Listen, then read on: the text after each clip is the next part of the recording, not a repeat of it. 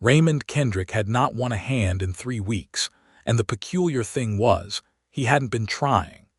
The Silver Spur Saloon in Dusty Creek, Nevada sat along the main road like a crooked tooth in a broken jaw, its weathered pine boards bleached by the relentless desert sun, its windows clouded with smoke from 100 cigars and the exhalations of 100 men who had come west looking for something they couldn't name. It was the year 1878, and the frontier was still wild enough to swallow a man whole if he wasn't careful, and civilized enough in certain pockets to make a man like Raymond Kendrick feel like he didn't quite belong to either world. He was 29 years old, broad-shouldered but lean in the way of men who forget to eat when they're thinking, with dark hair that curled slightly at the temples and eyes the color of old bourbon amber and deep, with a quietness behind them that most men mistook for calculation and most women, the few who had bothered to look, mistook for sadness. Raymond was a gambler. Had been since he was 18, and a river boat captain in Memphis had taught him the difference between playing cards and reading people. He drifted west like so many others, following the silver strikes and the cattle drives and the loose, transient money that moved through frontier towns like water through cupped hands. He was good at it, exceptionally good. He could look at a man across a felt-covered table and know within 3 hands whether the fellow bluffed high or bluffed low, whether his tells lived in his jaw or his fingers, whether he was gambling to win or gambling to lose. Raymond had made enough money to be comfortable and lost enough to stay humble, and somewhere along the trail between Missouri and Nevada, he had developed a peculiar habit. He had started folding, not out of cowardice, not out of strategy, though he told himself that's what it was at first. He folded mediocre hands and good hands, and occasionally, when the mood took him, he folded hands that might have one. He sat at the tables every night because the tables were where he lived, where he breathed, where the world made the most sense, but he played with a detachment that was beginning to unsettle even old Chester, the barkeep, who had seen every variety of strange behavior a frontier saloon could produce. "You're throwing money away," Chester told him one evening, setting a glass of whiskey at Raymond's elbow without being asked, because Chester always knew what a man needed even when the man himself didn't. "It ain't natural the way you play." "I'm playing fine," Raymond said, turning a coin across his knuckles with practiced ease. "You had 3 kings last Thursday and you folded before the raise. I had a feeling. You had 3 kings, Raymond." Raymond said nothing and Chester moved on, because there was nothing more to say. The truth was something Raymond had not examined too closely, because careful examination was dangerous when you were a man who made his living reading other people and had grown comfortable never reading himself. The truth was this: Raymond Kendrick was tired. Not tired in the body, not tired from the road, but tired in some deep and fundamental place that sleep did not touch and whiskey only numbed. He had been playing cards for 11 years and winning money and moving on, and he had come to understand, in the quiet hours between midnight and dawn when the saloon emptied, and he sat alone with the dying lamplight, that he had been folding long before he folded a single hand of cards. He had folded on staying anywhere long enough to know it. He had folded on friendships that might have deepened into something real. He had folded on a woman named Clara in Abilene who had looked at him across a mercantile counter 3 years ago with eyes full of possibility. And he had ridden out before the week was done, because possibility frightened him more than any card table ever had. So he sat in the Silver Spur and drank his whiskey and played his cards badly and waited for something he couldn't name. And the nights came and went like the pages of a book he'd stopped reading, and Dusty Creek baked in the Nevada heat, and the summer of 1878 pressed down on everything like a heavy, knowing hand. And then the stage came in on a Tuesday afternoon. Raymond was not in the saloon when it arrived.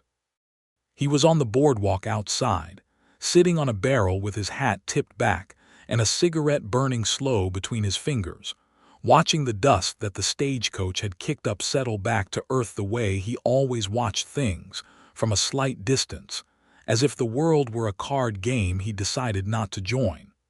There were 4 passengers. He watched them descend without particular interest.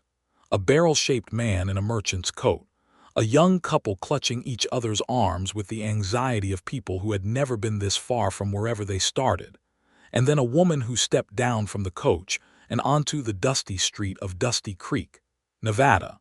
And Raymond Kendrick felt something happen inside his chest that he had no name for and no ready defense against.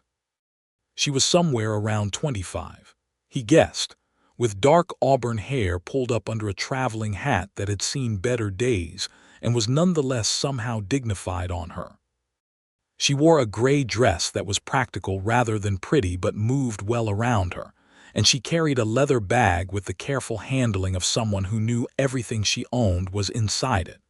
She was not extraordinarily beautiful in the way that paintings were beautiful.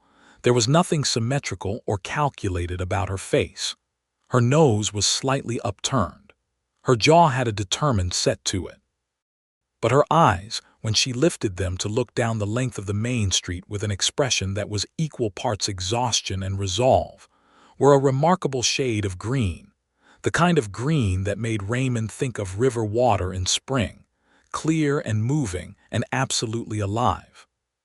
She stood there in the settling dust and took in Dusty Creek, Nevada, with the expression of a woman who had expected something modest and found something even more so, and yet had decided, in the space of that one long look, that she was not going to be defeated by it. Raymond Kendrick dropped his cigarette into the dirt, and for the first time in 3 weeks, felt something shift in his chest that was not tiredness. He did not go to speak to her. He was not the kind of man who rushed at things, even when things surprised him.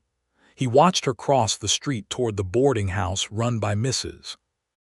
Alma Prout, and he noted the straight line of her back, and the way she stepped around the mud puddle near the trough without breaking her stride, and he turned the coin across his knuckles faster than usual and thought, with a kind of careful wonder, that he did not know a single thing about her, and somehow that felt more interesting than anything had felt in a very long time.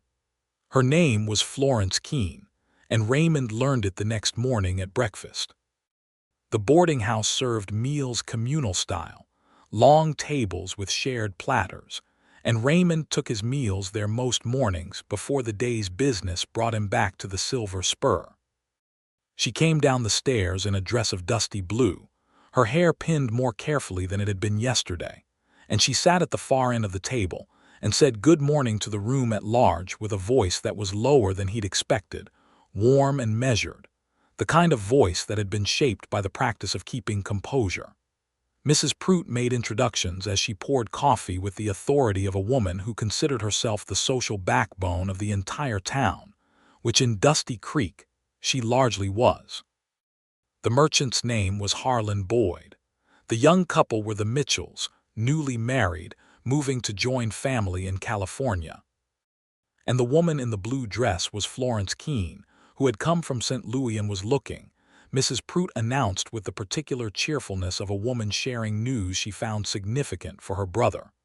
Her brother settled here about 2 years ago, Mrs. Prout continued, setting the coffee pot down with a thud that indicated she had more to say.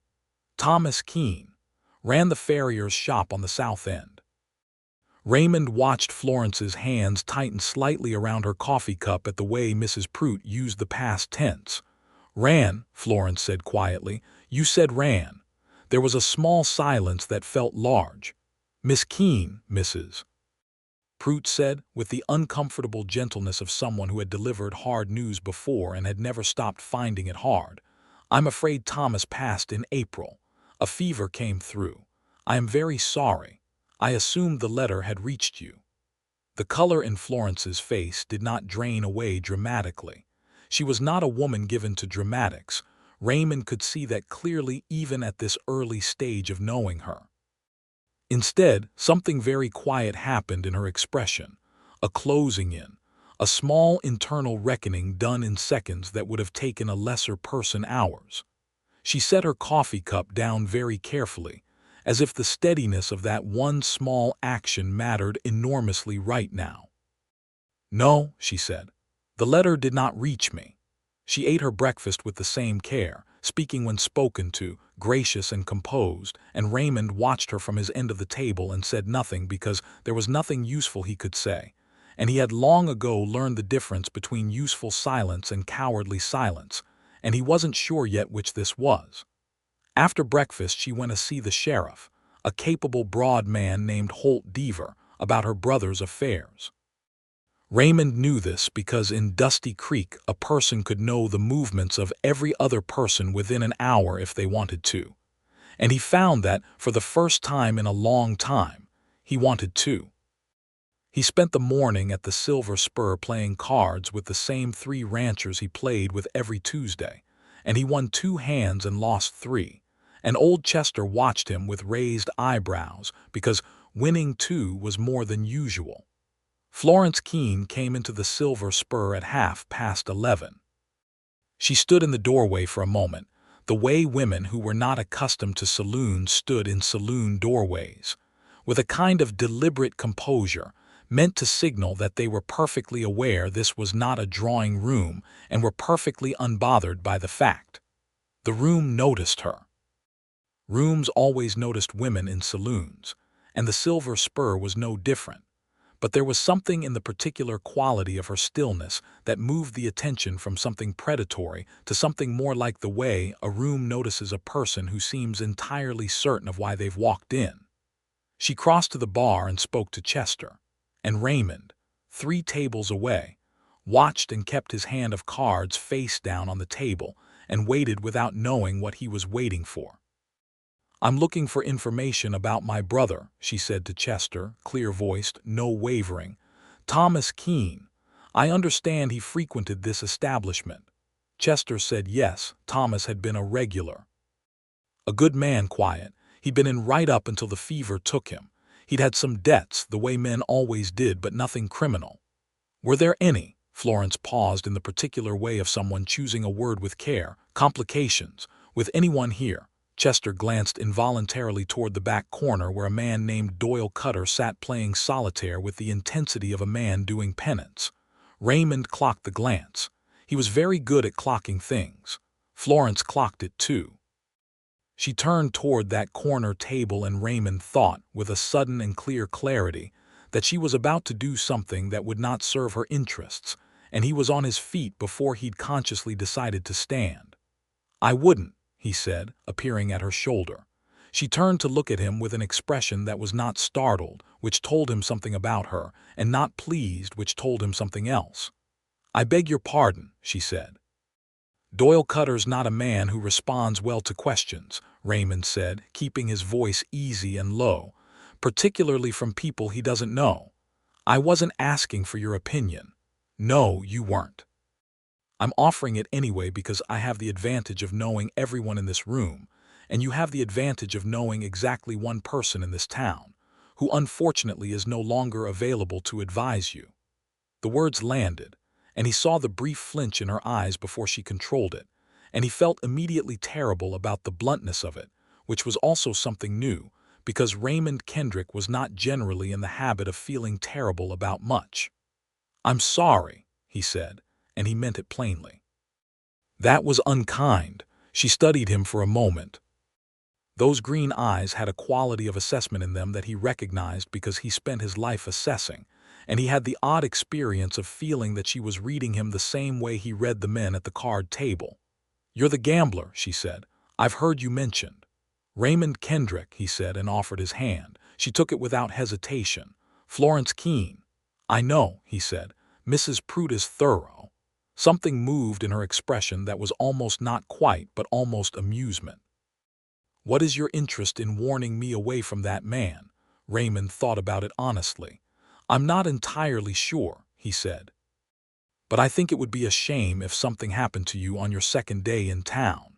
She looked at him for another long moment and then said, "Tell me about Doyle Cutter." They sat at a corner table far from Cutter's, and Raymond ordered coffee for them both without asking, because she didn't look like she wanted whiskey at 11 in the morning, which turned out to be correct, and she told him what she knew and he filled in what she didn't. Doyle Cutter was a land speculator. which was a polite term for a man who identified properties belonging to people who were not lawyers and did not know their rights and found ways to acquire those properties through means that were legal on paper and rotten at the core. Thomas Keene had owned a small parcel of land outside of town that had come to seem attractive to certain interested parties when a new water source was discovered on the adjacent property. Thomas, who was a gentle and honest young man according to everyone Raymond had ever heard speak of him, had not known how to defend himself against Cutter's particular brand of pressure, and had spent the last months of his life in a documented dispute over the deed that had not been resolved when the fever took him. So the land, Florence said carefully, would technically pass to his next of kin, Raymond said, which would be you. Florence absorbed this with the same composed precision she seemed to bring to everything, and Cutter would very much prefer that not to be the case. She folded her hands on the table in a way that was almost formal and looked at him directly. "Why are you telling me this?" "Because you asked. You could have said you didn't know." "I could have," Raymond agreed. "That's true." "Why didn't you?" Raymond turned the coin across his knuckles, a habit he only noticed when someone noticed it first. "Because," he said slowly, "I think your brother was not treated fairly, and I think you deserve to know what you've walked into." Florence watched the coin for a moment. "How well did you know Thomas?" "Well enough to like him, not as well as I should have." She nodded slowly, accepting this. "Are you a man of your word, Mr. Kendrick?" The question was so direct that Raymond almost smiled. Almost. "I've been told I'm better at other people's games than my own," he said, "but yes, I am." "Then I may need your help," she said. "I am willing to compensate you for your time." "That won't be necessary. I insist on fairness." "Miss Keene," Raymond said, and the formality of it felt right somehow, felt like the proper handling of something delicate and important. "Let me be useful first, and we can argue about fairness afterward." She considered him for another of those long, measuring moments, and then she extended her hand again across the table, and Raymond shook it, and somewhere in the back of his chest, in that quiet place that had been tired for so long, something that felt like waking up began, very slowly, to move. The situation with the land was considerably more tangled than even Raymond had known, and he knew most of what went on in Dusty Creek. He spent that afternoon at the sheriff's office with Florence, reviewing the documents that Holt Deaver had on file, and what emerged from those papers was a picture of a quiet, systematic pressure campaign that Doyle Cutter had been running on Thomas Keene for the better part of 8 months. There were 2 letters from a lawyer in Carson City, a man named Prescott who worked for Cutter's interests, claiming that Thomas's original deed was improperly filed and therefore void. There were counter documents in Thomas's handwriting, careful and somewhat desperate, attempting to prove the original purchase. And there was a receipt, which Florence found by going through the papers with the meticulous attention of someone who had done clerical work before, from the land office in Carson City dated to 1876, which appeared to be a record of the original deed filing.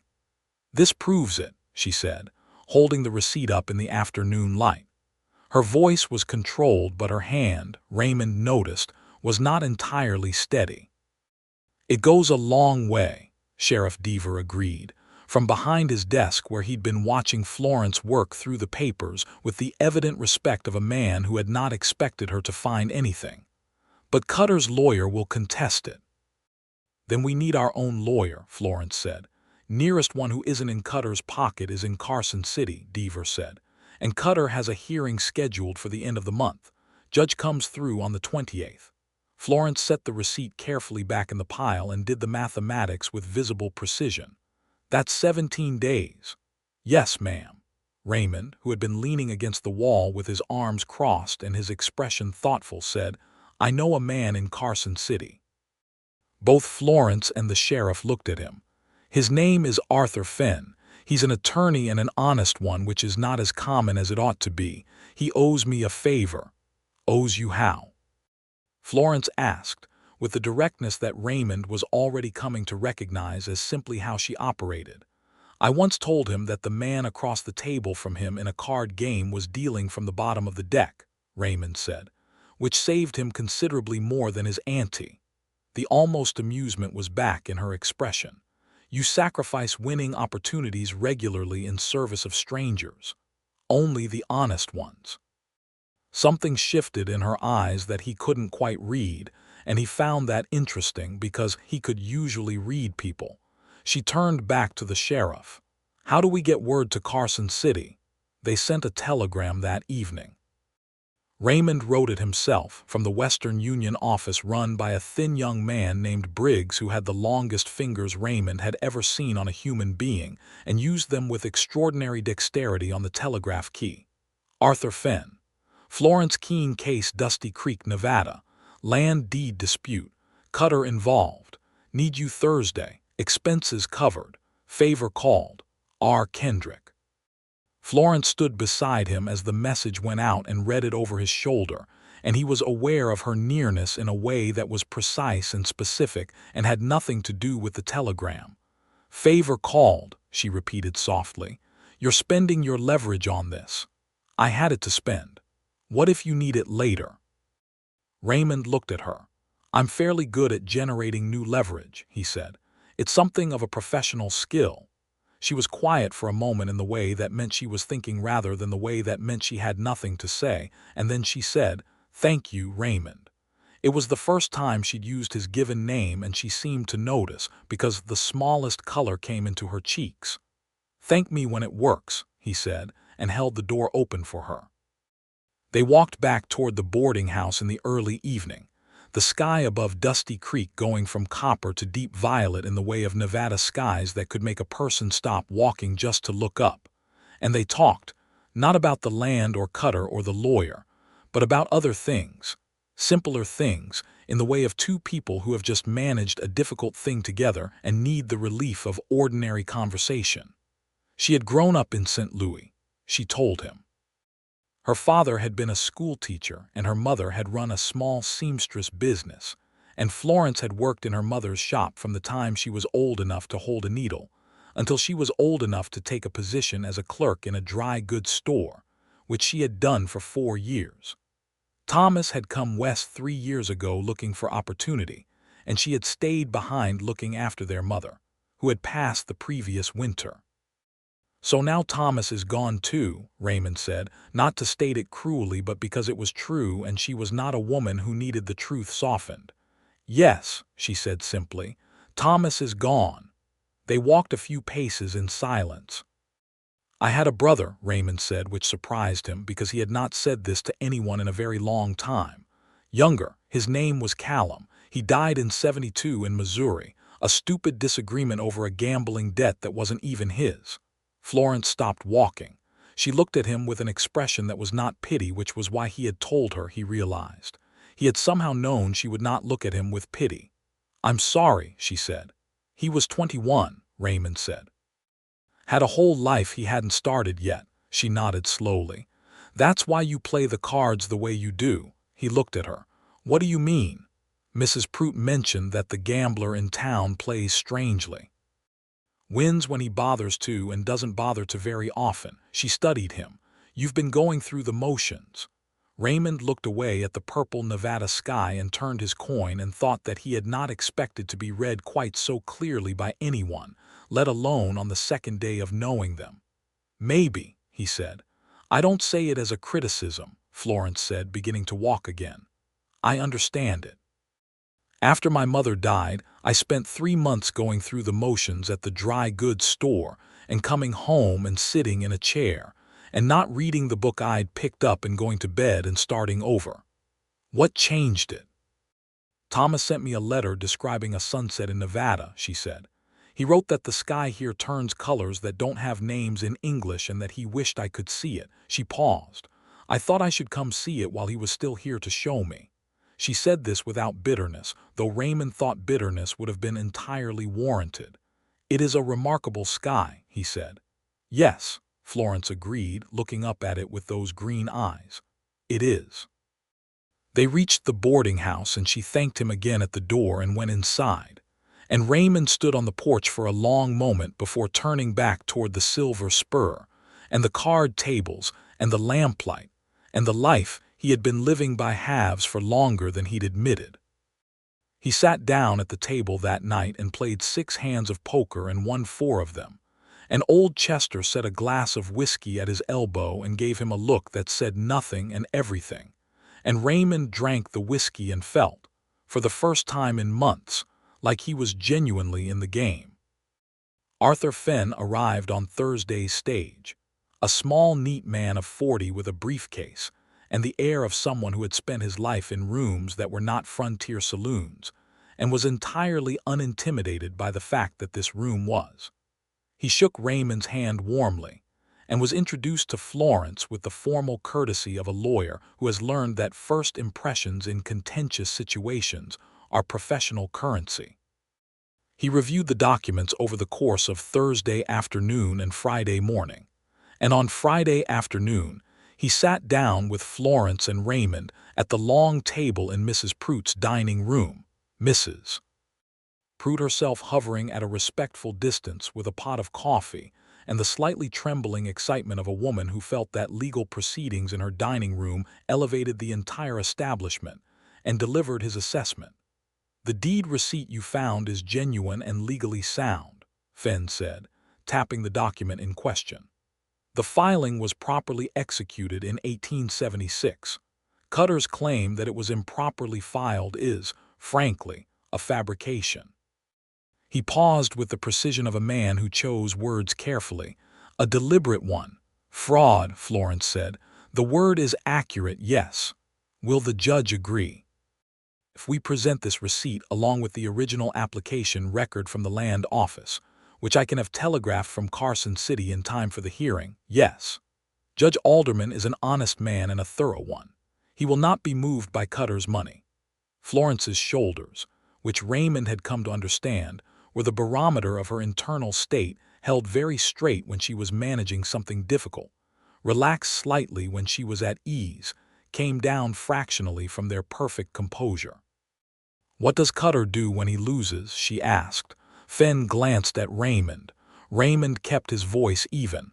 "He makes noise. He does not typically resort to direct action. He has too much to lose in terms of his other operations." He looked at Florence. "But I'd feel better if you stayed in Mrs. Pruett's house evenings rather than moving around alone." She looked at him steadily. "Is that practical caution or protectiveness? Can it be both?" There was that almost smile again. "I will be careful," she said, which was neither a yes nor a no and somehow completely her. The 13 days before the hearing were not uneventful days, but they were not the kind of dramatic, violent upheaval that some men in Cutter's position might have precipitated. Cutter was, as Raymond had assessed, primarily a paper man, a man of leverage and pressure rather than guns. He sent Prescott, his lawyer, to speak to Florence twice, both times with offers to purchase the land at a below-market price that were phrased so smoothly they were almost insulting in their obvious inadequacy. Florence declined both offers with a politeness that Raymond suspected cost her considerably, because he had come to understand that Florence Keene had a temper under all that composure, a real and genuine heat that she kept under strict management. He saw it once, on a Saturday afternoon, when she came back from her second meeting with Prescott with her jaw set and her hands very still at her sides, and she walked past Raymond on the boardwalk and said good afternoon without stopping and went straight into the boarding house, and then came back out 2 minutes later with a slightly less rigid jaw and said, "That man offered me $400 for land that has a freshwater spring on it and 47 cultivatable acres." "What did you say to him?" Raymond asked. "I said that I appreciated his time and that the answer remained no." "What did you want to say?" She looked at him. The heat in her eyes was very green and very alive. "Several things that would have given Mrs. Pruett cause to reconsider my tenancy," she said. Raymond laughed. It came out fully and without calculation, and surprised them both. Florence looked at him with an expression that had moved past almost amusement into something warmer, and Raymond felt the warmth of it in his chest like a coal that had caught properly and was now going to stay lit. They had fallen into a daily rhythm without planning it. which was the best kind of rhythm because it was entirely natural. Breakfast together at the boarding house table, then the morning's business. She dealt with the ongoing paperwork, the letters to Carson City, the conversations with Fenn, the management of Thomas's remaining affairs, which were modest but required attention. And then often, around midday, they would share a meal at the diner run by a Mexican woman named Elena Ruiz, who made the best green chili in the Nevada territory, and ran her establishment with the warm authority of a person who knew exactly how good her food was and felt no need to be modest about it. It was at Elena's table, over chili and cornbread, that Raymond and Florence talked the way people talk when they are becoming genuinely known to each other rather than merely acquainted. She asked him about the card playing, and he told her the real story, the river boats and the drifting and the freedom of it and the loneliness of it. She asked about his family, and he told her about Callum and his mother in Missouri, a strong, quiet woman who had raised 2 boys alone after their father died of a mining accident when Raymond was 12. She told him about her years in St. Louis, the seamstress shop and the dry goods store, and the winter evenings reading by lamplight while her mother sewed, and how she had always meant to do something larger with herself, but the shape of larger had never become clear until now, when the land in Nevada had given it a direction. "What will you do with it?" he asked. "The land if we win." "When we win," she said, with a quiet firmness that he found he loved immediately, the precision of her confidence. "When," he agreed. "There's a market for fresh water out here," she said.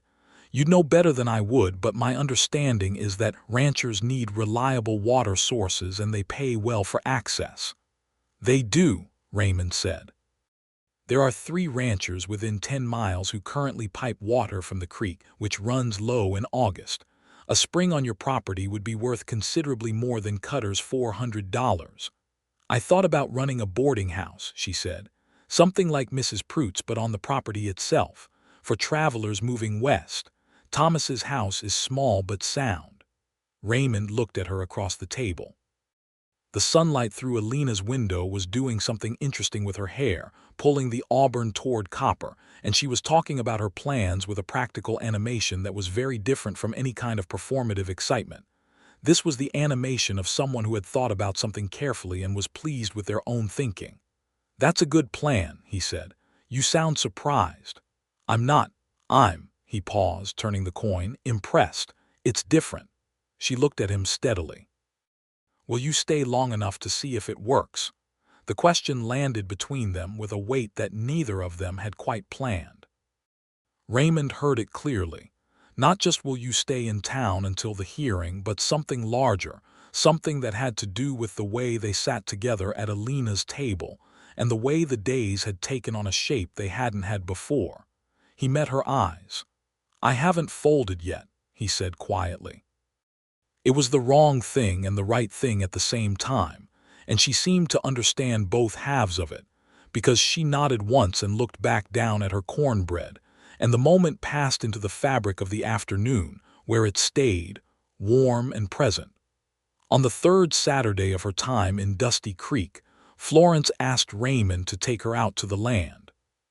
Thomas's property was 4 miles south of town, accessible by a road that was little more than a pair of wheel ruts through the scrub, and Raymond hired a buckboard from the livery stable, a sturdy gray horse named Committee, who was bad-tempered in the mornings and philosophical in the afternoons, and they drove out through the Nevada desert in the golden light of a late September morning. The land was, as Raymond had told her, 47 acres, running from a low ridge in the north down to a flat plain in the south where a stand of cottonwood trees marked the location of the spring. Thomas had built a small house on the northern end, 2 rooms with a porch, solid construction, the work of a man who had intended to stay. The spring itself was a quiet, continuous thing, bubbling up from between 2 flat rocks and running clear and cold into a small pool before spreading into the roots of the cottonwoods. Florence stepped down from the buckboard and walked to the spring and crouched beside it and put her hand into the water, and she stayed like that for a long moment, very still, and Raymond stood a respectful distance away and did not speak. When she stood up, she turned to look at the land around her, the sage and the scrub and the ridge to the north and the wide, impossible Nevada sky overhead, and her expression was something he'd not seen on her before. Unguarded, raw and open in a way she usually wasn't, all the composure set aside for a moment because she was looking at the last thing her brother had built, and she was allowing herself to feel the fullness of that. "He chose a good place," she said. "He did," Raymond said. "He always chose good things," she said quietly. "He just didn't know how to protect them." Raymond walked slowly to stand beside her.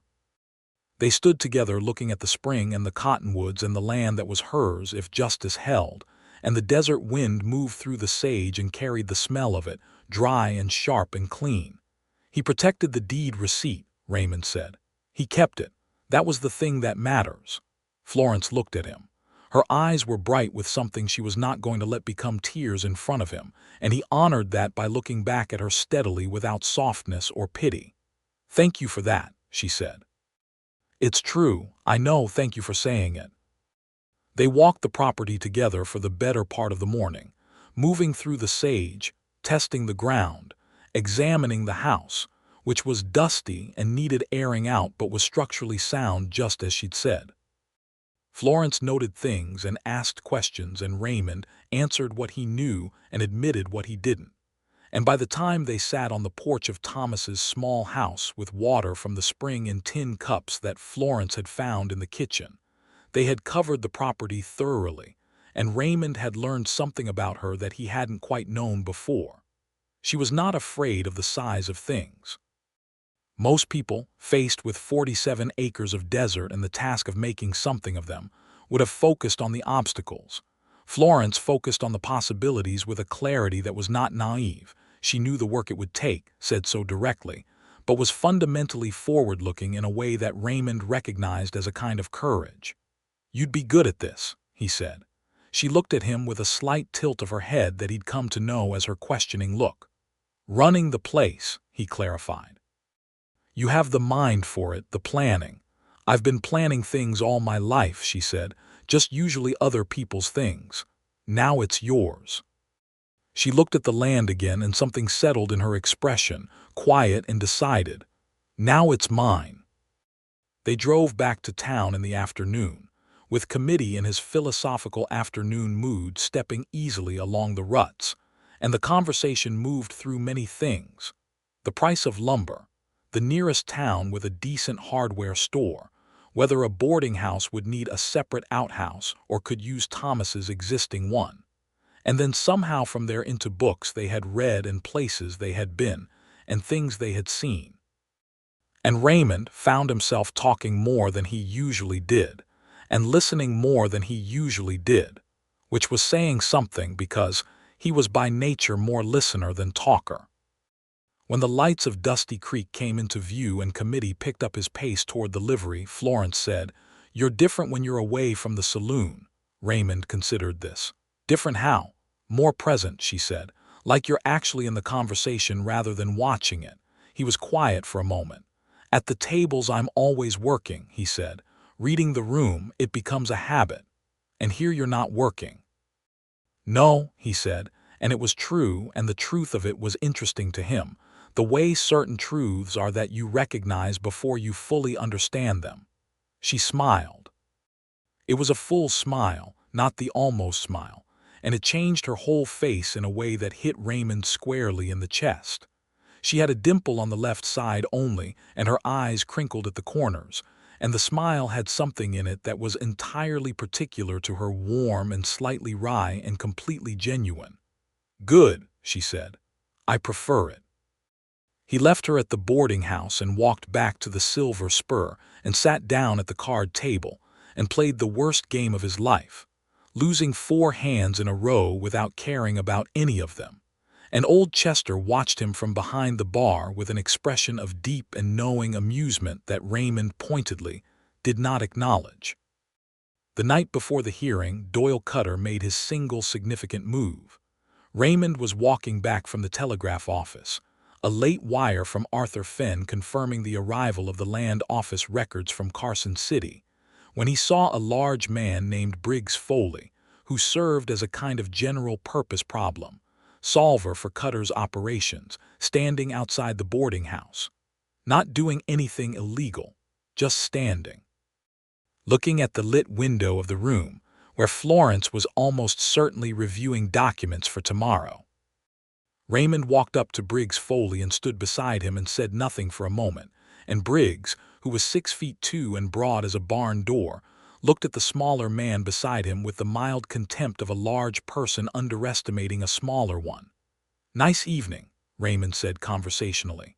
"Go away, card man." "I don't think so," Raymond said, still conversational. "Here's a thing I know about Doyle Cutter that you might not have considered.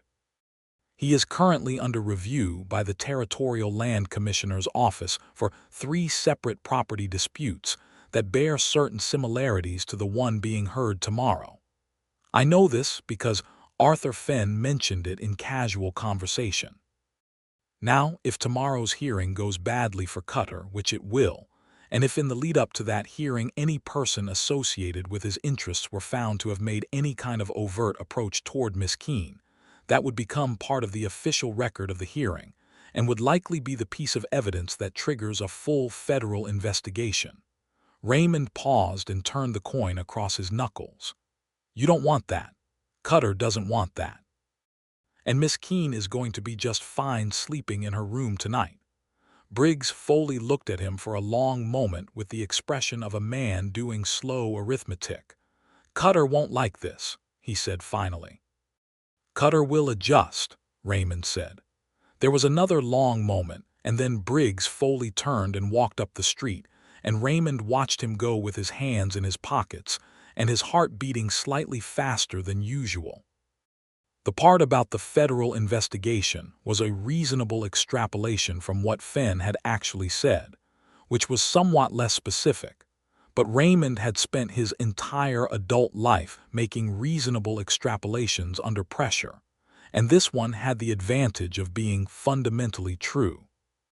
He went inside and knocked at the foot of the stairs, and Florence appeared at the top in a dressing gown with her hair down, which made her look younger and somehow simultaneously more herself, and she held a folder of documents with the grip of a person who had been in the middle of something important. "There was a man outside," Raymond said simply. "He's gone. It's all right." She came partway down the stairs and looked at him with those direct green eyes. "Was there trouble?" "No." "Will there be?" "Not tonight and not tomorrow, I think." She was quiet for a moment. "You handled it." "Yes." "Thank you," she said, and the way she said it this time was different from the earlier thank yous, less formal, more, he couldn't quite find the word for it, more interior, like the gratitude came from a deeper place. "Get some sleep," he said. "Tomorrow matters." "Raymond," she said as he was turning to go. He looked back up at her. "I'm glad you were on the boardwalk the day I arrived," she said. He stood at the bottom of the stairs and looked up at her with her hair down and the lamplight behind her, and he felt the full weight of those words, which were simple words but carried everything, and he thought that he had spent 11 years at card tables reading people, and had never once been as clearly read by another person as he was being read right now. "So am I," he said. The hearing on October 28, 1878 took place in the sheriff's office, which doubled as Dusty Creek's courthouse on the occasions when Judge Alderman made his circuit through the territory. It was standing room only, which in Dusty Creek meant approximately 15 people, but 15 people in a small room created a crowd and a certain dramatic weight appropriate to the occasion. Judge Alderman was a spare man of 60 with white sideburns and the measured authority of someone who had been deciding things for a very long time and was very good at knowing when he had all the relevant information and when he did not. He listened to Prescott's case for Cutter with the patience of a man who has heard many such cases and is quietly cataloging the weaknesses, and he listened to Arthur Fenn's presentation of the deed receipt and the Carson City Land Office records with a focused attention that sharpened visibly as the documents were laid before him. Florence sat at the plaintiff's table, which was just a regular table with a chair behind it, with her hands folded and her back straight, and her face composed in a way that Raymond, seated in the row of observers behind her, could see was costing her something. He could see, from behind, the precise tension in her shoulders and the careful control of her breathing, and he found that he wanted very badly to put his hand on her shoulder and tell her it was going to be fine, which he did not do because it was not his moment to take and because she needed to do this on her own terms. She didn't need his steadiness. She had her own. Judge Alderman asked questions in a precise, methodical way that made clear he was building a complete picture and would not be satisfied with anything less. He asked about the filing date on the receipt. He asked whether there were witnesses to the original filing. He asked Prescott, directly and without softness, on what legal basis the claim of improper filing rested, and Prescott produced a document that claimed a technical error in the filing code. Arthur Finn stood up and produced, from the Carson City records, the land office's own copy of the filing, which bore the correct code. The room was very quiet. Judge Alderman looked at Prescott's document and then at Finn's document for a measured, careful time. Then he looked at Prescott. "Counselor," he said, with the specific tone of a man who is not going to say the word fraud in open court, but is communicating it very clearly nonetheless, "I find no basis for the challenge to this filing. The deed to the property in question, 47 acres with water rights as described in the original filing of November 1876, is legally and properly held by Thomas William Keene, deceased, and passes by lawful inheritance to his surviving next of kin, Miss Florence Ann Keene, present in this court." He looked at Florence over his glasses. "Miss Keene, this property is yours. Any further attempts to challenge this deed through the territorial court system will require significantly more substantial grounds than have been presented here today." The last sentence was addressed to the heir in general, but the angle of his gaze made clear who it was intended for. Doyle Cutter, who sat in the back row with the contained fury of a man who was very good at containing things but was containing a great deal today, rose without a word and left the room, Prescott trailing behind him.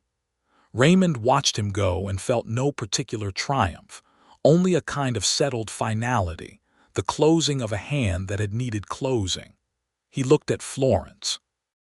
She was sitting very still, and then she let out a breath, one long, slow breath, and her shoulders came down from their careful posture, and she put both hands flat on the table in front of her as if she needed to feel something solid.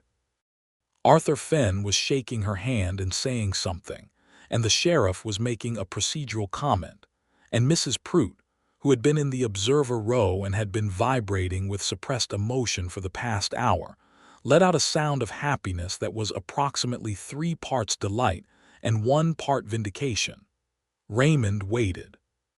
When the official proceedings dissolved into the informal congratulations that always followed a decided thing, Florence turned and found him standing where he'd been, and she crossed the small room in 3 steps and stopped in front of him with her eyes very bright and her composure finally, completely undone.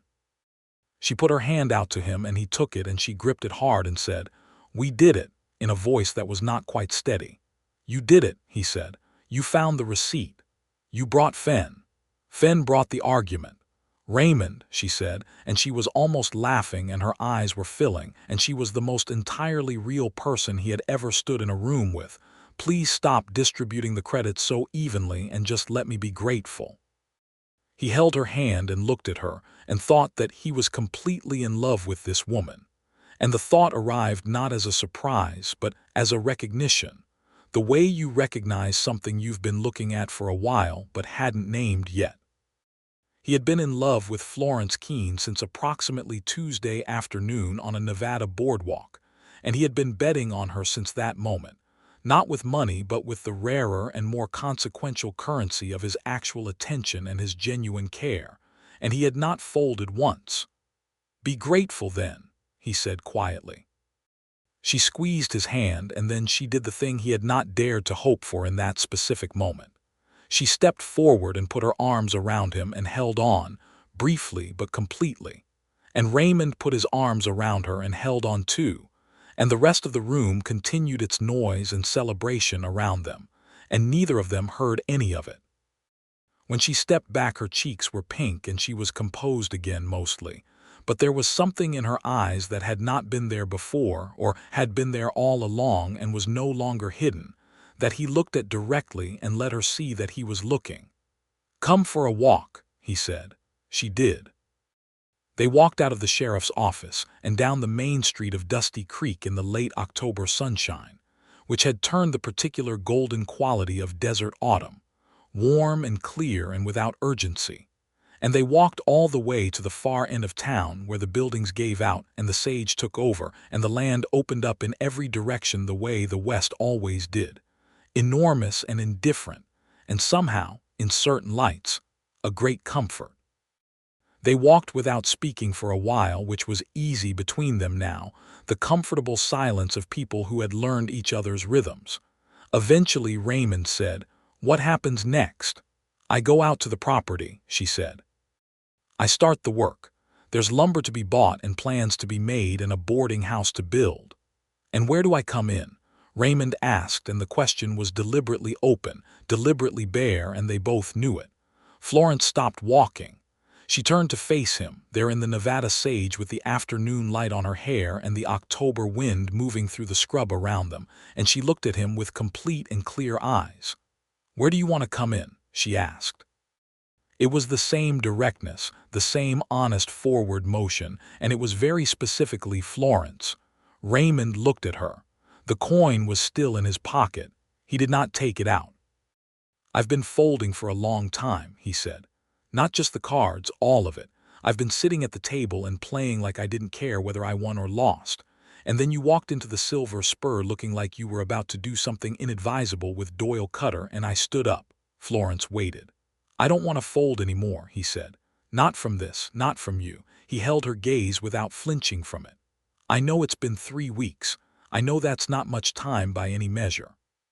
But I have spent my adult life knowing very quickly whether a hand is worth playing, and this is the most worth-playing hand I have ever been dealt, and I am not a man who throws away good hands." Florence was quiet for a moment, and Raymond let her be quiet, because she was not a woman who answered quickly, and the quality of her answers was directly related to the time she gave them. "I came to Nevada to settle my brother's affairs," she said. "I thought I would be here 2 weeks, sell whatever could be sold, and go back to St. Louis and the dry goods store." She looked at the mountains on the horizon, the low dark line of them against the blue sky. "And now I have 47 acres and a spring and plans and a reason to stay. And I have you, standing here saying the things you're saying, which I am not going to pretend I haven't been hoping you would say." Raymond's heart moved in his chest. 3 weeks is not long," she continued, looking back at him. "But I've known some things in my life very quickly, and they've been true. My mother told me within the first hour of meeting my father that she was going to marry him." She paused. She was right. Raymond took 1 step toward her, and she held her ground, and he reached up and took her face in both hands, very carefully. And she put her hands over his, and he kissed her there in the Nevada sage with the sun going down and the wind in the brush and the whole enormous West spread out around them. And she kissed him back with the same wholehearted honesty she brought to everything. And it was exactly what he had expected, and nothing like what he'd expected. Because nothing about Florence was entirely predictable, and he was coming to understand that this was the best thing about her. When they stepped back from each other, she was flushed and her eyes were very bright, and she said, "Raymond Kendrick, you are an unexpected development." He laughed, and it came out full and easy, and she smiled the full smile with the left dimple, and he thought that he would spend a considerable portion of his life looking for reasons to make her do that. The weeks that followed were the most intensely productive and privately joyful of Raymond's adult life, which was not something he could have predicted, and something he found himself grateful for in a way that was new to him. He was not a man who had been in the habit of feeling grateful. He had been in the habit of being competent and careful and detached, and gratitude requires an attachment to outcomes that he had long avoided. He was attached now, completely and willingly attached. He sold most of his holdings in the Silver Spur game, his standing table, his informal claim on the corner, and poured the money into Florence's land project. She protested this with the practical firmness of a woman who did not want charity, and he explained, with equal firmness, that it was not charity but investment, because a boarding house with a reliable water source on a major Western travel route was a sound investment for a man who planned to be there when it succeeded. "And if it fails," she said. "It won't," he said, with the same quiet certainty she had shown him in the sheriff's office. "When we win, Florence." She had looked at him for a long moment and then shaken her head in a way that contained laughter and exasperation in equal measure, and accepted his investment in the strictly formal commercial sense, which they both understood was not the sense that mattered. November brought cooler weather and the framing of the new wing of the boarding house on Thomas's property, which they were calling Keene Springs, because Florence had an instinct for names, and because the springs were the heart of the whole enterprise. Raymond hired 3 men from town for the construction: a carpenter named Gil Watkins, who was good and knew it, a younger man named Pete, who was enthusiastic and trainable, and a former Army man named Sanders, who had the practical engineering knowledge the project needed for the water system. Raymond himself was at the property most days, not because he was a carpenter or an engineer, but because organizing people and reading situations were the deep skills of a gambler, and they transferred, as it turned out, rather well to the management of a building project.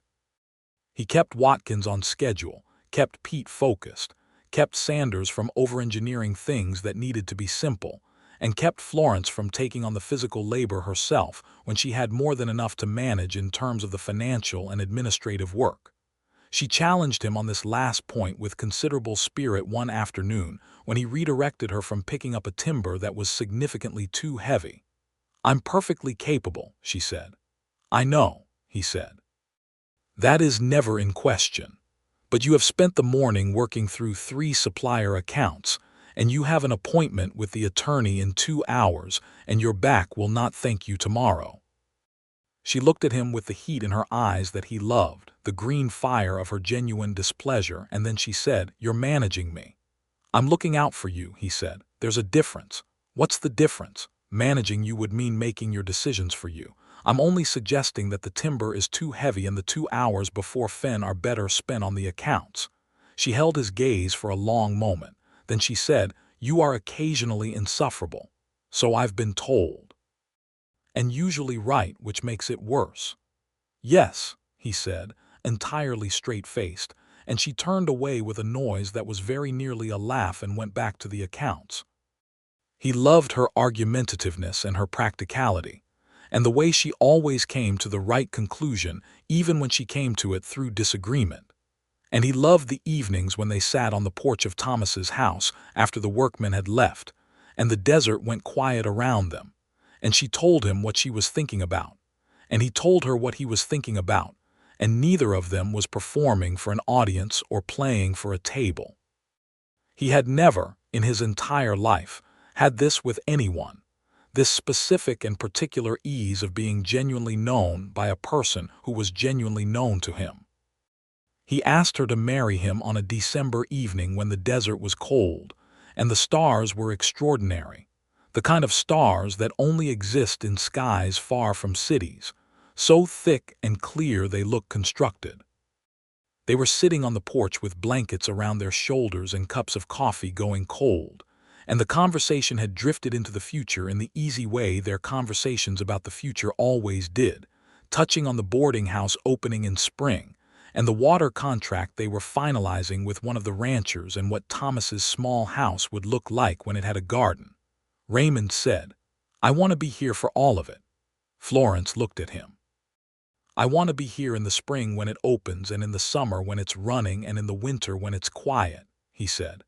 I want to be here in 10 years when it's established and you've expanded and proved everyone right who bet on you." He turned to face her. "I want to be your husband, Florence. I want this life with you." She was quiet for a moment in the vast desert quiet, with the stars overhead and the cold and the coffee cooling in their cups, and her expression was open in the way he had first seen on the afternoon at the spring, unguarded, true. "I want that too," she said. "I want that very much." He kissed her with the stars over them and the cold sage smell all around, and she leaned into him with the complete, trusting weight of a person who has chosen a thing fully. And Raymond Kendrick held her and felt the deep, finally quieted satisfaction of a man who has stopped folding and found, beyond all expectation, that the hand was everything. They were married in January of 1879, in the small church on Dusty Creek's north end, conducted by a minister named Reverend Haas, who had been in the territory long enough to have married couples in every variety of frontier circumstance, and still managed to make each wedding feel particular and present. Mrs. Pruitt organized flowers from her greenhouse, and Alina Ruiz contributed a wedding cake of remarkable beauty and structural ambition, and Arthur Fenn came up from Carson City for the occasion because he said he felt personally implicated in the success of any union that had begun in a land dispute, which was not entirely untrue. Sheriff Deaver attended in his Sunday coat. Gil Watkins and the construction crew came. The town of Dusty Creek, which had watched this development with the invested attention of a community in which everyone knows everyone's business and most people are genuinely pleased when things go well, showed up in considerable numbers. Florence walked down the aisle of the small church in a dress she had made herself, which was a deep garnet color rather than white, because she was a practical woman who understood that a white dress on a Nevada frontier had a very limited useful life, and she was the most beautiful thing Raymond had ever seen in his entire life, and he stood at the front of the church and watched her come toward him and felt the coin in his pocket, which he always carried, and thought for the first time in years not of the river boats or the drifting or the tables, but of something entirely forward-facing and specific and his. The ceremony was simple and honest, which suited them both. When Reverend Haas asked Raymond if he would love and protect and remain faithful to Florence Keene, Raymond said yes in a voice that carried to the back pew without effort and without performance, because he had never meant anything more than he meant that. When Florence made the same vow, she looked directly at Raymond with those clear green eyes, and the words were simple and true, and there was nothing hidden in them.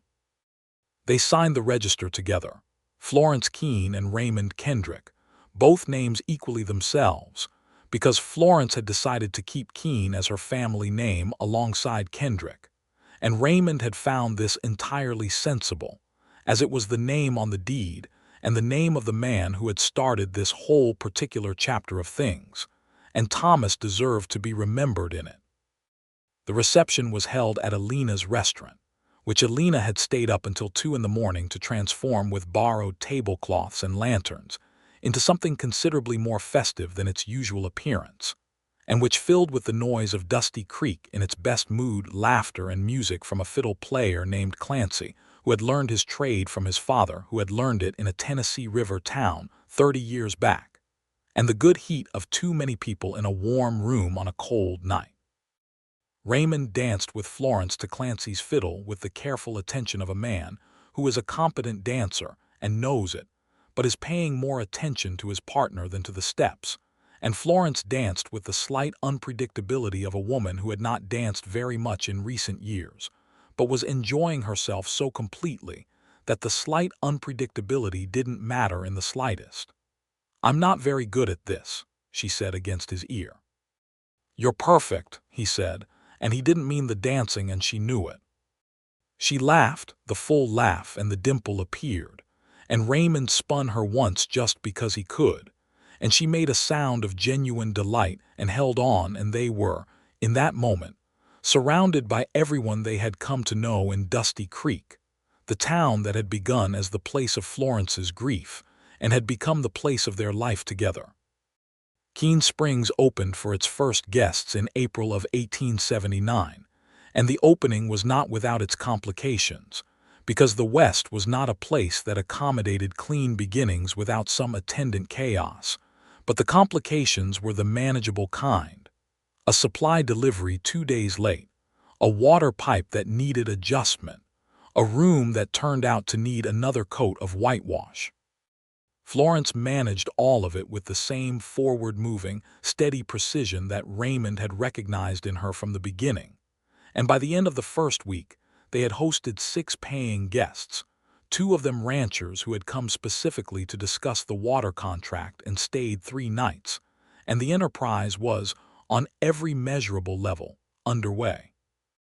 Doyle Cutter had left Dusty Creek in February, presumably to apply his particular methods to some other unfortunate property holder in some other territory, and his departure went largely unmourned. Briggs Foley had taken a job with a cattle operation outside of town, and was, by all accounts, considerably more suited to honest physical work than to whatever he had been doing for Cutter. The water contract was signed with the Hartley Ranch in March and the Morrison Ranch in April, and the income from those contracts, combined with the boarding house revenue as it built, put Keene Springs on sound financial footing within 6 months of opening. Raymond had invested wisely, as he usually did when he was paying attention, and the returns were not dramatic but they were consistent, which was better. He still played cards occasionally at the Silver Spur, because some things are in a person's blood, and Raymond Kendrick would always be a gambler in the essential sense of a man who reads situations clearly and acts on what he reads. But he played differently now, with full attention, with genuine enjoyment, without the disconnected folding that had characterized his years of going through the motions. He played like a man who had somewhere to be afterward and was looking forward to being there. Old Chester remarked on this one evening in the spring. "You're playing properly again," he said, with the satisfaction of someone who has been watching something gradually come right for a long time. "I have something to play well for," Raymond said simply. Chester nodded as if this were the only explanation he'd ever needed, and probably the only explanation he'd been waiting for, and poured the whiskey without being asked.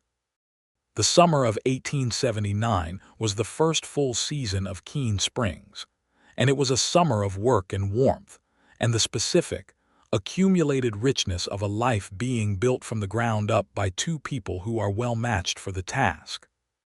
The boarding house handled a steady stream of westbound travelers, families and single men, and occasionally small commercial parties, and Florence ran it with a hospitality that was warm without being performative and efficient without being cold.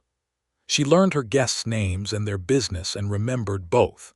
And Raymond, when he was at the Springs rather than in town, was the kind of host who made men comfortable in the way that another man can, direct and easy and genuinely interested. Thomas's house had been expanded with a proper parlor now, and the porch where Raymond had proposed was longer and had 2 good chairs and a small table, and evenings when the guests were settled and the Springs murmured in the cottonwoods and the Nevada stars came out, Raymond and Florence sat on that porch and talked about the day and the people in it and the plans for tomorrow, and sometimes didn't talk at all, and both were equally good. In September, Florence told him she was expecting their first child, with the same directness and composure she brought to everything and the same underlying emotion that her composure never quite entirely contained, and Raymond sat very still for a moment and then stood up and crossed the room and took her face in his hands the way he had that first time in the sage and kissed her with everything he had, which was considerable. "When?" was all he said when they stepped back. "April, I think," she said. "Spring," he said. "Spring," she agreed and smiled the full smile. He spent the autumn building 2 more rooms onto the house, proper rooms with real floors, because a house that was going to have a child in it needed space, and Gil Watkins came out to help with the framing and declared the addition sound and well-designed, which was high praise from a man who was constitutionally unwilling to say anything was good unless it actually was. Florence continued to run the boarding house through the autumn, with the practical determination of a woman who has no intention of being made helpless by her own pregnancy. Though Raymond noticed, she had quietly moved the heavier work to the men on the staff. They had 2 full-time employees by October, a woman named Hannah Pryor who managed the rooms and cooking, and a young man named Caleb who handled the outside work and the horses, and she herself stayed to the administration and the guests, which was where her most particular skills lived anyway. The winter of 1879 was cold and clear and quiet, the kind of winter the Nevada desert does well, spare and brilliant. Dusty Creek had grown slightly, 2 new businesses in the past year, and the railroad surveys that had been circling the territory for years were now producing concrete plans for a line that would eventually pass 20 miles east of town. Raymond tracked the railroad news with the same attention he tracked cards, reading the long-game implications, and he and Florence discussed the possibilities: increased traffic, potential expansion of the springs to accommodate railroad travelers, the changed dynamics of the western travel routes with the shared intelligence of partners who think well together. One evening in December, Florence set down the letter she'd been reading and said, "I've been thinking about Thomas." Raymond looked up from the account ledger he was reviewing. "He would have loved this," she said simply. "All of it, the springs, the water contracts, the guests. He had a very social nature. He would have known everyone's name by the second day." She paused. "He would have liked you." "I liked him," Raymond said, "the time I knew him." "I know you did." She folded the letter. "I think the reason he kept that deed receipt was because some part of him was trying, in his careful way, to hold onto the thing he'd built. Even when Cutter was pressuring him, he didn't give up on it." "He didn't," Raymond said. "I want to do something to mark it," she said. "Something at the springs, not just the name, something visible." They decided on a bench. A good solid bench of polished cedar, built by Gil Watkins with characteristic thoroughness, placed beside the spring in the cottonwoods with Thomas William Keene, 1851–1878, carved into the back by the same young man in Carson City who did the professional engraving, and below the name, 4 words that Florence chose. He chose a good place. The words Raymond had said to her on their first afternoon at the spring, and she had kept them all this time. The bench was set in place on a January afternoon, just the 2 of them and the quiet of the cottonwoods and the sound of the spring, and Florence put her hand on the carved name for a long moment and said nothing, and Raymond stood beside her and let the moment be exactly what it was. The spring child arrived in late March of 1880, 3 weeks earlier than Florence had calculated, which was the West's reminder that plans were excellent until circumstances changed them. Hannah Pryor had some midwifery experience, which proved fortunate, and the doctor from the next town arrived 6 hours later when the road was passable, and was entirely superfluous because the baby had arrived and was already making his opinions about the world clear in the comprehensive, dedicated way of all new arrivals. It was a boy. He had Raymond's dark hair and Florence's green eyes, which was a combination that suggested he would grow up to be either a judge or an outlaw. And he weighed a considerable amount, and was, as Raymond held him for the first time in the front bedroom of the expanded house, with his hands shaking slightly in the way that large events make even steady men's hands shake, the most extraordinary thing Raymond Kendrick had ever seen. "He needs a name," Florence said from the bed, flushed and exhausted and radiant in the specific way of women who have just accomplished something enormous. "Thomas," Raymond said. It came out without deliberation, which meant it was right. Florence's eyes filled. "Thomas," she said softly. "Thomas Raymond Kendrick," Raymond said. "If that's all right." "That's more than all right," she said. Young Thomas Kendrick was a confident child from the very first weeks. He seemed to arrive with opinions already formed and the intention of making them known, which Florence found amusing and Raymond found entirely recognizable, and which Hannah Pryor called being spirited, which was the polite frontier word for the same thing. He slept in the expanding house above the sound of the spring, and grew through his first year with the robust health of a child in good air with good water and parents who were thoroughly, practically, genuinely attentive. Keene Springs continued to grow. The second year's revenues exceeded the first by 30%, and by the end of 1880 they had expanded the boarding house to 12 rooms, hired 2 additional staff, and secured a third water contract with a cattle operation that had moved into the territory the previous spring. Florence had a business mind that she had never had the circumstances to fully exercise before, and the exercise of it produced results that continued to impress even the people who had not underestimated her, including Raymond, who had never underestimated her for a single moment and was still regularly impressed. Doyle Cutter's land operations were formally investigated by the Territorial Commissioner's Office in 1881, following the accumulation of complaints that Arthur Fenn had been systematically organizing for 2 years. Several of the disputed properties were returned to their original owners. Cutter himself faced legal consequences that were not as severe as justice might have preferred, because the law in the territories in 1881 was still finding its footing, but they were real and significant, and Raymond read the news from Carson City over breakfast and slid the newspaper across the table to Florence without comment. She read it carefully, all of it, and then set the paper down. "Thomas," she said. "Yes," Raymond said. "Not just Thomas," she said. "The others, all the others who didn't have the luck we had." "The receipt," Raymond said. "And you," she said, looking at him, "and Fenn and the sheriff, we had resources and luck and we shouldn't need those to be treated fairly." Raymond looked at her steadily. "No," he said, "we shouldn't." She was quiet for a moment, considering. "I want to do something," she said. "I don't know what yet, but something." What she eventually did, in the practical and forward-moving way of a woman who turned intentions into actions, was to begin keeping records. She had Florence document the water rights of every small property holder within 30 miles of the springs, and she corresponded with Arthur Fenn, who had by this point become something like a family friend, to establish clear deed documentation for properties that were vulnerable to the Cutter-type pressures that were still very much a feature of the frontier territories. It was not a large thing in the grand scheme of the West's complicated and frequently unjust land history, but it was a real thing, done with the methodical care of someone who understood that real things done consistently accumulate. In 1882, Florence was expecting again.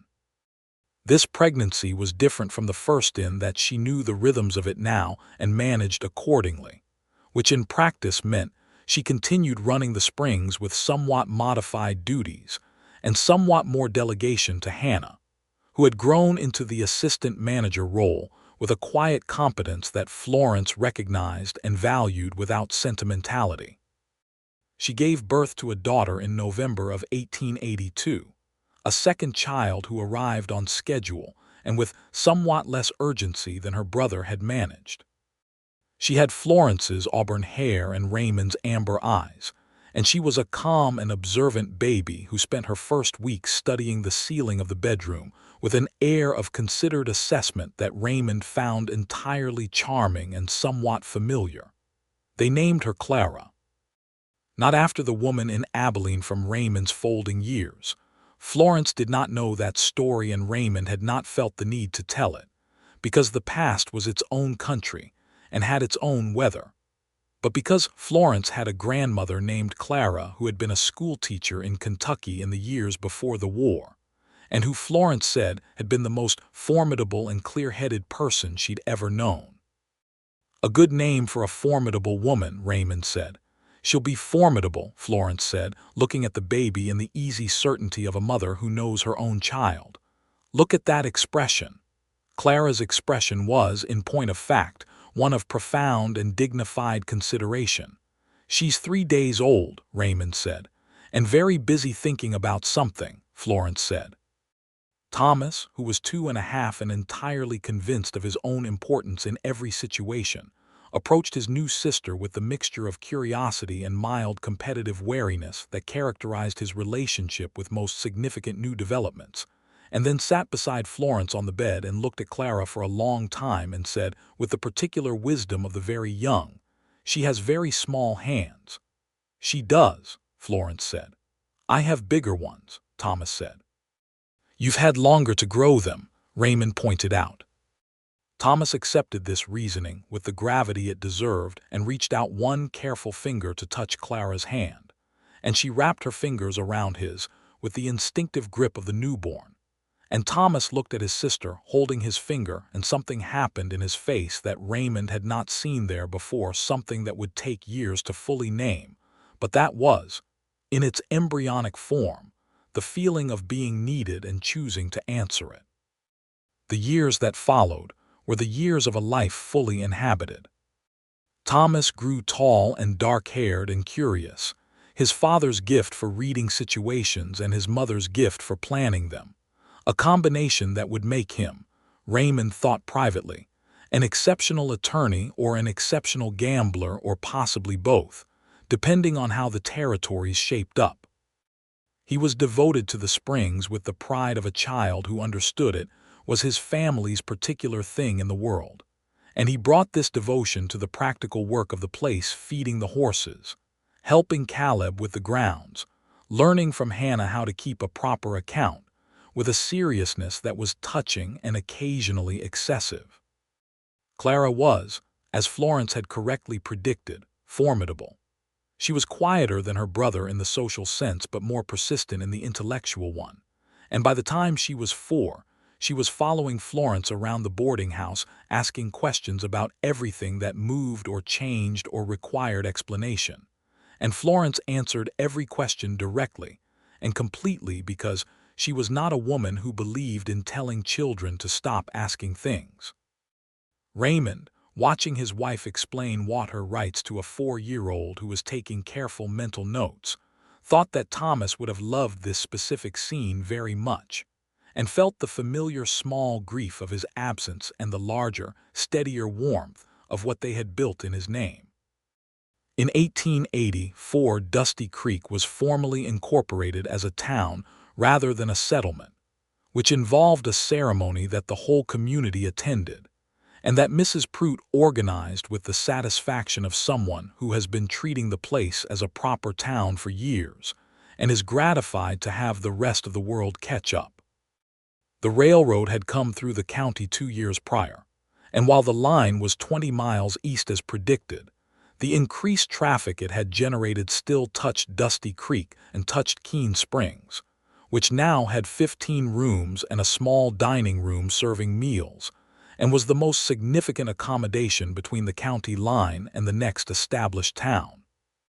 Arthur Fenn had visited twice in the past 3 years, and on his second visit had stayed a week and spent a considerable amount of time in conversation with Hannah Pryor, who had a precise and well-organized legal mind that Fenn found professionally interesting, and then personally interesting, and then, within the logic of a week that had all the hallmarks of the first weeks Raymond and Florence had spent learning each other, something considerably more than interesting.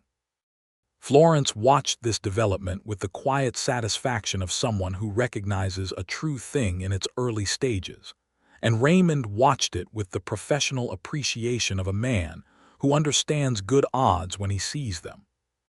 Fenn and Hannah were married in 1885 in a ceremony in Carson City, which Raymond and Florence attended with both children, making the journey by stage in the way of people who have made stage journeys before and have the philosophical equanimity about them that repeated experience produces. Thomas made friends with every person on the stage within the first hour. Clara read a book. The wedding was a good day and dinner afterward was a better one, and Florence and Raymond danced to the band the hotel had hired, and it was not unlike the dancing at their own wedding, except that they were better at it now, from practice, and from the ease of people who have been dancing with the same partner for 6 years, and have learned each other's rhythms at the level of the body as well as the mind. On the stage back to Dusty Creek, with the children asleep against them in the rattling warmth of the coach, Florence leaned her head against Raymond's shoulder and said softly, "Do you ever miss it, the old life, the traveling?" Raymond looked at the Nevada landscape passing through the window, the familiar sage and the enormous sky, and thought about the question seriously because Florence always asked things worth thinking seriously about. "I miss the freedom of it," he said honestly. "The feeling that the next hand was always in front of you and you could always move on." She lifted her head to look at him. "But I don't miss the emptiness of it," he said. "I didn't know it was empty until it wasn't." She looked at him for a moment with those green eyes, the river water green that he had been looking at for 6 years, and still found more interesting than any other pair of eyes he'd known. "Good," she said, and put her head back on his shoulder. He put his arm around her and she settled against him, and the stage moved through the Nevada dark, and Thomas turned in his sleep, and Clara breathed steadily, and the coin was in Raymond's pocket, but his hands were full of his family, and he had not the faintest desire to fold. By 1886, Keene Springs had become something that neither of them had entirely planned, a genuine institution in the territory, known by name among travelers and ranchers, and the small commercial operators who moved goods through the county, known for the clear water and the fair dealing, and the hospitality that had Florence's particular quality of warmth without pretension.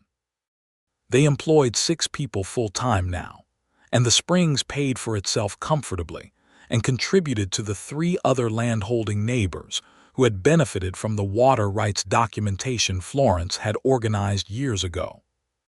Thomas was 6 and Clara was 3.5, and the house in the Cottonwoods had grown to 5 rooms and a proper garden that Florence had planted with the same systematic attention she brought to everything, and which produced tomatoes and squash and the particular variety of hardy wildflowers that do well in the Nevada desert in a riot of yellow and orange every spring. Raymond still played cards. Not at the Silver Spur every night, not with the old rootless frequency, but regularly enough to keep the skill sharp and to enjoy the element of it that he genuinely loved: the reading, the calculation, the conversation that happens between men across a felt table that has nothing to do with the cards and everything to do with what people reveal when they're paying attention to something else. He was still exceptionally good. Perhaps better, because he played now from a place of fullness rather than emptiness.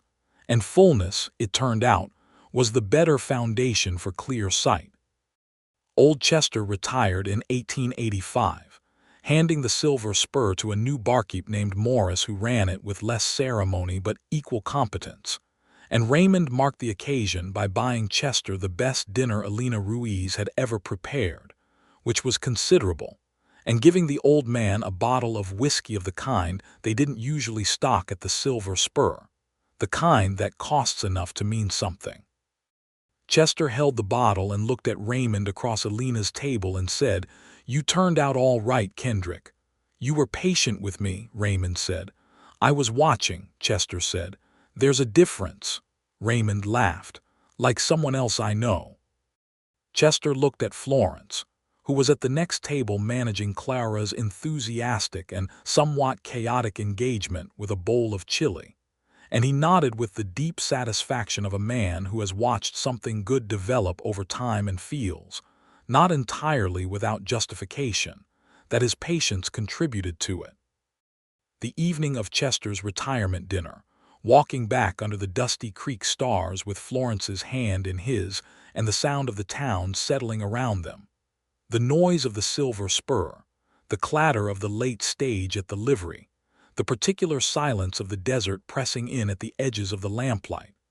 Raymond felt the coin in his pocket and took it out and turned it across his knuckles one time, the old familiar motion. And then he looked at it, and then he looked at Florence walking beside him, and he did something he had never done in 11 years of carrying that coin. He offered it to her. She looked at it in his open palm and then up at him with a questioning tilt of her head. "It's what I used to do instead of being present," he said, "when I was at the tables but not in the game." She picked it up and turned it in the lamplight, examining it. A plain silver dollar, worn smooth from years of handling, no distinguishing features beyond the wear itself. "And now," she said. "Now I don't need it," he said simply. She closed her fingers around it and looked up at him, and then she did something that surprised him, which she still managed to do occasionally, and which he still found wonderful. She took his hand and placed the coin back in it and closed his fingers around it and held his closed hand in both of hers. "Keep it," she said. "Not to use, but to remember. That man got you here." Raymond looked at her in the lamplight with the stars overhead, and the Nevada dark all around them, and the town of Dusty Creek going about its late evening. And he thought that he had spent his entire adult life reading people, and that Florence Keene Kendrick was the most legible and the most inexhaustible and the most true person he had ever known, which was a combination he had not believed existed before he met her, and would not have traded for anything the entire span of the West could offer. He put the coin back in his pocket. He always would keep it. But the keeping was different now, not the reaching for it in empty hours, but the carrying of it as you carry a thing that marks where you came from so you know clearly how far you've traveled. He kissed her there on the street of Dusty Creek under the stars, and she kissed him back thoroughly and without embarrassment, because Florence had never been a woman who did things by halves, and they walked home together through the November night. Home, in the cottonwoods, where the spring ran clear and cold. Home, where Thomas would be asleep in his room with one boot on, and one boot off in the way of tired children who mean to be orderly and run out of time. Home, where Clara would be awake slightly past her bedtime with a book propped on her knees, and the lamp turned low in the hope that this would be mistaken for darkness, which it never was. Home, where Hannah would have left supper covered on the stove and Caleb would have banked the fire, and the house would smell of wood smoke and coffee, and the sage that always came in on the wind through the cottonwoods. Home, which Raymond Kendrick had not had in the truest sense of the word since he was 12 years old in Missouri, and which he had been given, not by luck alone, but by the decision to stop folding at the exact right moment, to stand up from the table and walk across the room and say to the woman in the doorway, "I wouldn't," and mean it, and mean more than it. He had bet everything he had. He had bet his settled routine of careful detachment and his professional safety and his practiced loneliness and the protective folding that had kept him from anything that could truly matter. He had bet the leverage he held with Finn and the standing he had at the Silver Spur and the comfortable, aimless drift that had been his life for longer than he'd admitted. He had bet all of it on Florence Keene. And Florence Keene, with her green eyes and her composure and her fire underneath it, and her absolutely direct habit of saying the true thing, with her business mind and her brother's receipt, and her plans for a boarding house on 47 Nevada acres, with her full smile and the left dimple and her voice that was lower than you expected and more honest than you were used to. Florence Keene had been worth every chip he'd pushed across the table. The cards, Raymond thought, as he opened the gate in the cottonwoods and heard the spring and saw the lamp in the bedroom window where Florence had gone ahead to check on the children, the cards were only ever interesting because of what they revealed about people. The hand was always secondary to the person holding it. He had found the person worth holding a hand for. He walked into the light.